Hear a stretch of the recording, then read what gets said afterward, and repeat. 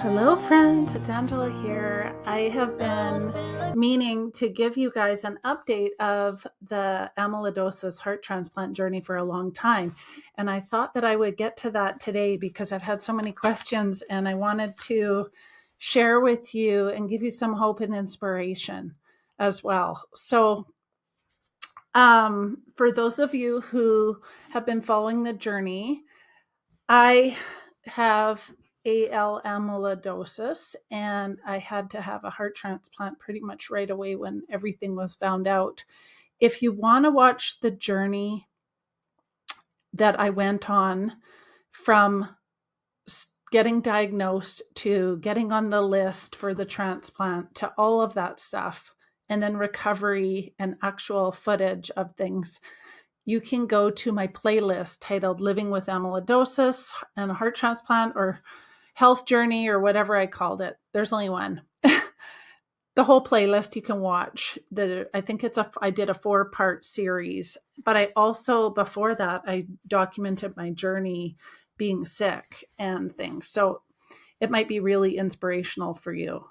So basically what I wanted to talk about today was sharing all about where I'm at right now.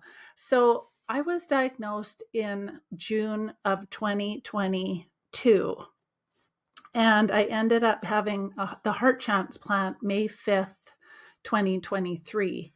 And today it is October 3rd, 2024. So I've only had my heart transplant for a year and a half. I just want to say that sometimes in um, the beginning is so scary, and you can't actually visualize yourself to where I am now. And I find that it's hard to see and even be able to think about how your future is, and it's really scary. Like in the beginning, you're seeing me like this right now, but in the beginning, I was an absolute like skeleton.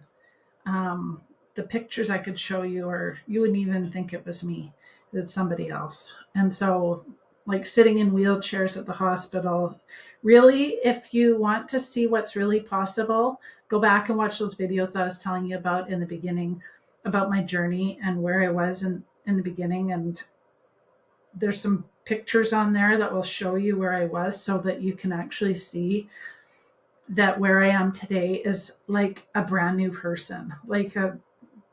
I'm the weight that I used to be. I'm off of all the heart monitors. I'm like a completely different person. So never lose hope.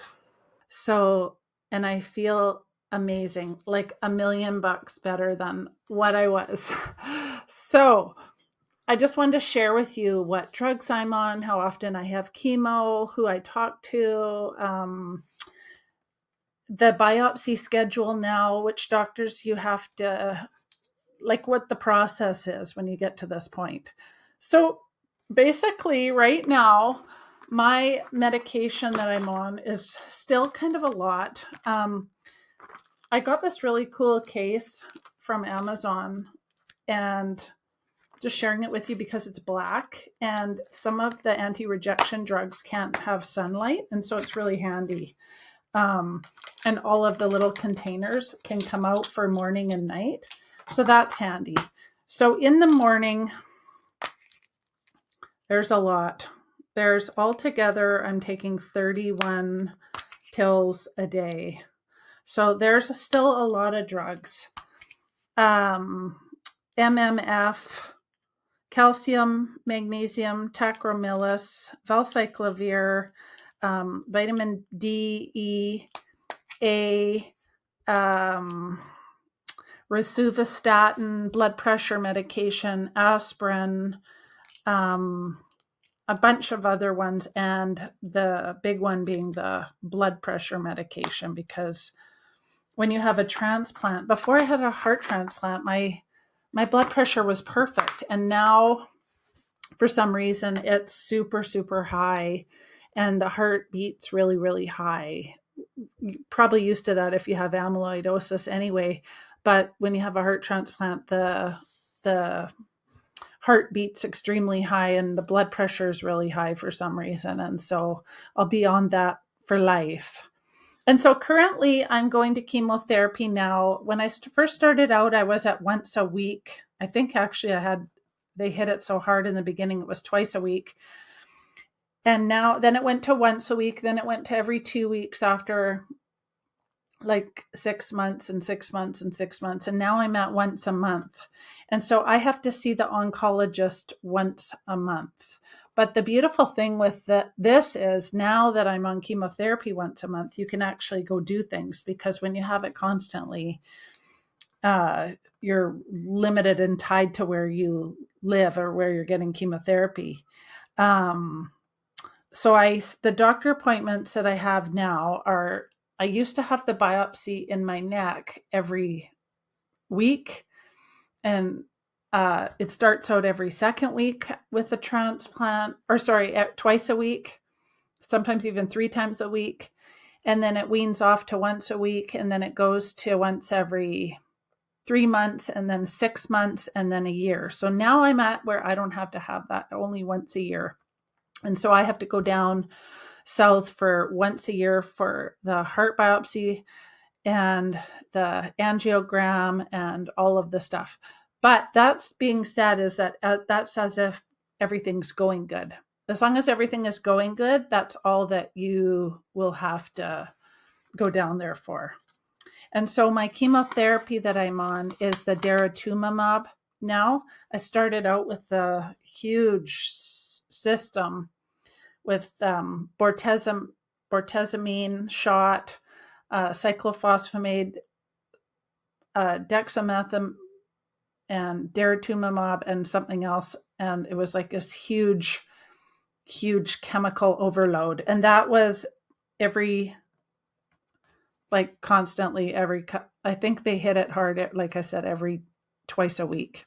And anyway, now what I've weaned down to at this point is just daratumumab sub-Q injections, which is a huge vial of the stuff, but I don't have to sit in the hospital getting the IV drip every month. I just have to go in and get the shot in my stomach, and it takes about 15 minutes to put it in, 5 to 15 minutes, depending on who does it. It's a big injection. It's a lot of volume, so it burns, and it's not good, but it beats sitting in there for 4 to 5 hours once a month. Plus, then you're not in that environment for very long of feeling like everyone around you is sick and you're sick, and you have to be in that mind frame of, oh, right, I have this, whereas I want to go in there and get out of there as fast as I can. That's just me. I know there's people in it who it's part of their life, and it was part of my life for a long, long time. And now the more I can get out of there and away from the hospital environment, the better for my mental health. So biopsies now once a year, angiograms once a year, the heart pressure tests, the heart catheter is only when necessary. The pills are twice a day, 31 in total is what I'm on right now. The chemo is once a month, an oncologist appointments every 3 months.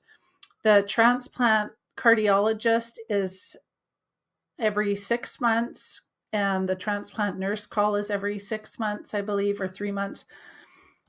It just depends. I'm weaning further and further away the farther away I go from the transplant. And my local doctor, who's an internist, I go every 3 months.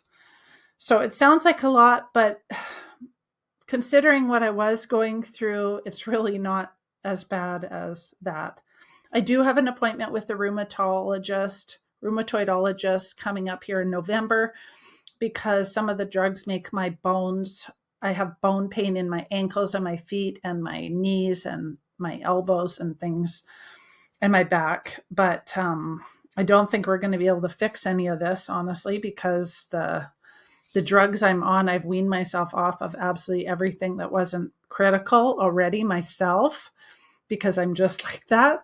And so I will be like not wanting to take more stuff unless it's absolutely critical to my survival, or it will get rid of this bone pain. But I believe it's because of all the mixing of the drugs. And I think I've tried almost everything now, from weaning myself off everything I possibly could to see if it was that. So that's where I'm at right now. What else was I going to tell you? Oh, exciting news about the documentary. So when I had the heart transplant, and if you guys are following, you know that the documentary is coming. And I finally have a date. November 25th is going to be my episode where it comes out. It's called Transplant Stories. It's going to be on the Knowledge Network. You can stream it live, and they're actually showing, I had a preview of this. It's crazy. They're actually going to show like part of the cutting of my chest coming open. It's pretty graphic. I don't know how much they're going to include, but it's pretty wild. And so it's really, really exciting to me to be alive and be able to watch this. And I'm just so grateful.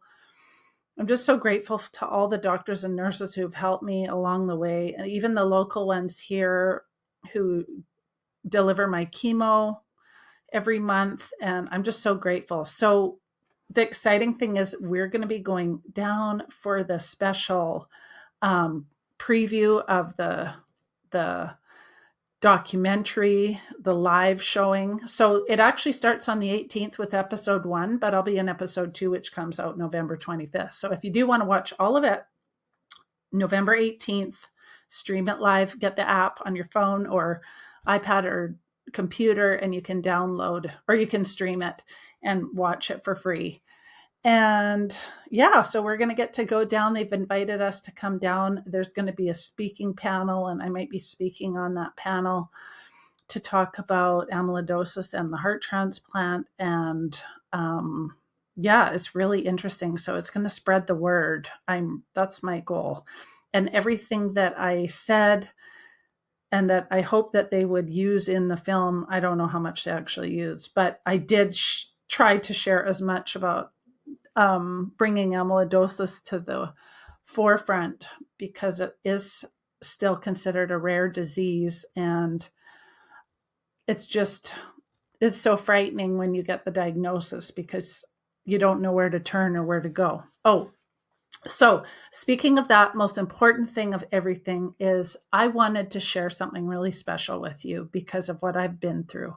So before this all happened, I'm a professional counselor, and I counsel women who are going through their own journeys of challenges and unexpected crises. And so I feel so much more empowered and motivated and inspired to really help other people. And I created a free community for women going through any kind of challenge or unexpected crisis in their life to get support, inspiration, motivation. And I'm doing free challenges in there. I'm offering all sorts of things in there for free.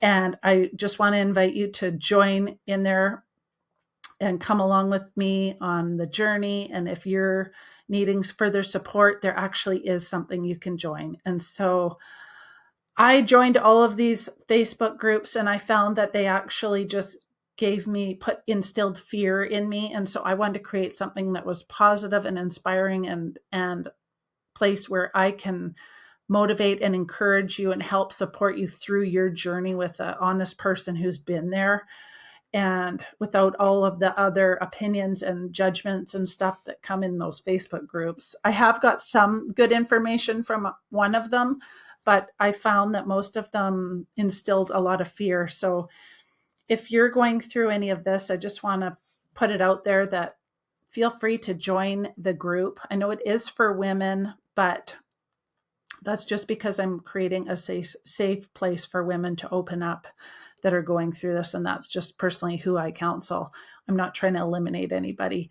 But if you really just want to contribute and you are a male, I'm happy to invite you into the group. I'm so excited about it. I'm just so pleased about it. So I'll leave the link in the description below for that, or I'll put a little QR code on this video so that you can just scan it with your phone and join the group right away. And I can't wait to see you there, you guys. I hope that this is informative. And if you've been going through this, just know that there is so much hope. And I just want to inspire you to keep going and stay positive and be just so grateful. When you give gratitude to everything that you have, so much more good things come. And there is so much hope there. Never, ever give up. So personally, I know I'm here and I'm taking back my life, and I'm taking as much control back of my life as I possibly can. And join me, won't you? Join the group. Okay. Bye, friends. I hope you have a wonderful day, and I'll give another update soon when something new happens, or a preview of when the documentary comes out. I'll be putting that up. Okay. Bye.